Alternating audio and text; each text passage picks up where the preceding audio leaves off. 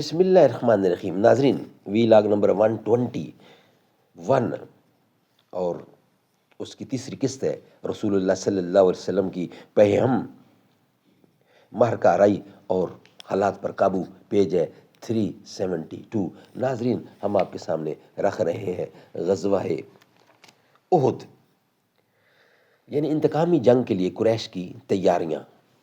ناظرین، جس کتاب سے یہ واقعہ ہم آپ کے سامنے رکھ رہے ہیں، اس کتاب کا نام ہے الرحیق المختوم. اس کا ٹائٹل ہے سیرت النبی صلی اللہ علیہ وسلم پر دنیا بھر میں اول انعام یافتہ یہ کتاب ہے الرحیق المختوم، اور رائٹر اس کتاب کے مولانا صفی الرحمان مبارک پوری.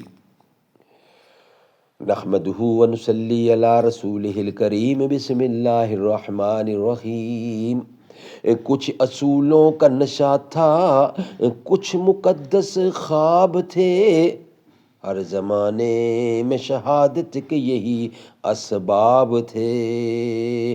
نہ تھا کچھ تو خدا تھا، کچھ نہ ہوتا تو خدا ہوتا، ڈبویا مجھ کو ہونے نے نہ ہوتا میں تو کیا ہوتا. نبی اکرم صلی اللہ علیہ وسلم کی پہم مہر کا آرائی اور حالات پر قابو. حضرت مصعب بن عمیر رضی اللہ کی شہادت کے بعد رسول اللہ صلی اللہ علیہ وسلم نے جھنڈا حضرت علی بن ابی طالب رضی اللہ کو دیا. انہوں نے جم کر لڑائی کی. وہاں پر موجود باقی صحابہ کرام نے بھی بے مثال جان بازی اور سرفروشی کے ساتھ دفاع اور حملہ کیا، جس سے بالآخر اس بات کا امکان پیدا ہو گیا کہ رسول اللہ صلی اللہ علیہ وسلم مشرکین کی صفیں چیر کر نرغے میں آئے ہوئے صحابہ کی جانب راستہ بنائیں. چنانچہ آپ صلی اللہ علیہ وسلم نے قدم بڑھایا اور صحابہ کی جانب تشریف لائے. سب سے پہلے حضرت کعب بن مالک نے آپ کو پہچانا. خوشی سے چیخ پڑے، مسلمانوں خوش ہو جاؤ، مسلمانوں خوش ہو جاؤ، یہ ہے رسول اللہ صلی اللہ علیہ وسلم. آپ نے اشارہ فرمایا کہ خاموش رہو تاکہ مشرکین کو آپ کی موجودگی اور مقام موجودگی کا پتہ نہ لگ سکے، مگر ان کی آواز مسلمانوں کے کام تک پہنچ چکی تھی. چنانچہ مسلمان آپ کی پناہ میں آنا شروع ہو گئے اور رفتہ رفتہ تقریباً 30 صحابہ جمع ہو گئے.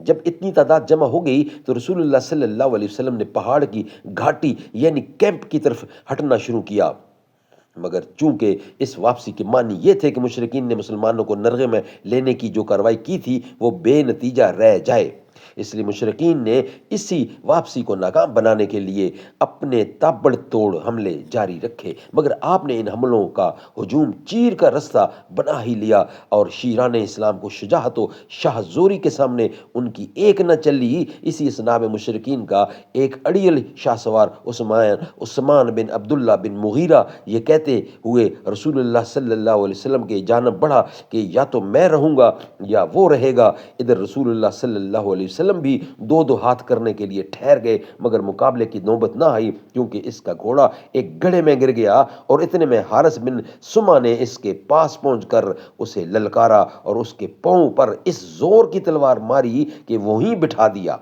پھر اس کا کام تمام کر کے اس کا ہتھیار لے لیا.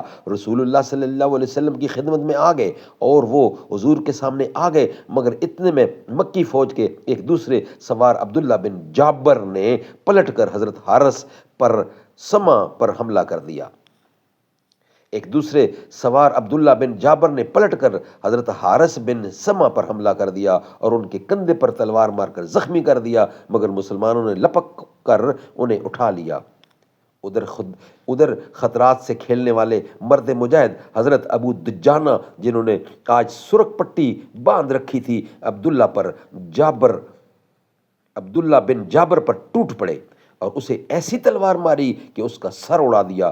کرشمہ قدرت دیکھیے کہ اسی خون ریز مار دھاڑ کے دوران مسلمانوں کو نیند کی جھپکیاں بھی آ رہی تھیں، اور جیسا کہ قرآن نے بتلایا ہے یہ اللہ کی طرف سے امن و طمانینت تھی. ابو طلحہ کا بیان ہے کہ میں ان ہی لوگوں میں سے تھا جن پر عہد کے روز نیند چھا رہی تھی، یہاں تک کہ میرے ہاتھ سے کئی بار تلوار گر گئی. حالت یہ تھی کہ وہ گرتی تھی اور میں پکڑتا تھا، پھر گرتی تھی اور پھر میں پکڑتا تھا.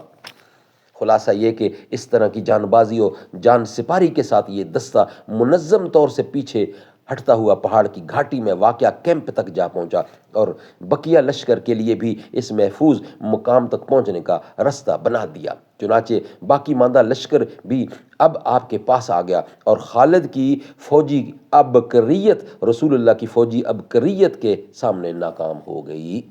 سبحان اللہ، شان محمد مصطفیٰ۔ ناظرین، یہ ویلاگ ہمارا کمپلیٹ ہوا۔ نیکسٹ ویلاگ ہے ہمارا ابی بن خلف کا قتل، وہ ہم آپ کے سامنے رکھیں گے انشاءاللہ نیکسٹ۔